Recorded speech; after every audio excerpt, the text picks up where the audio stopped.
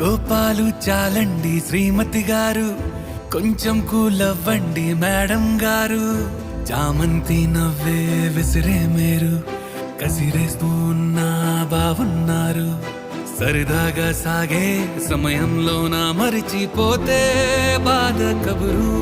వద్దు అంటూ ఆపేదెవరు? కోపాలు చాలండి శ్రీమతి గారు, కొంచెం కూలవ్వండి మేడం గారు.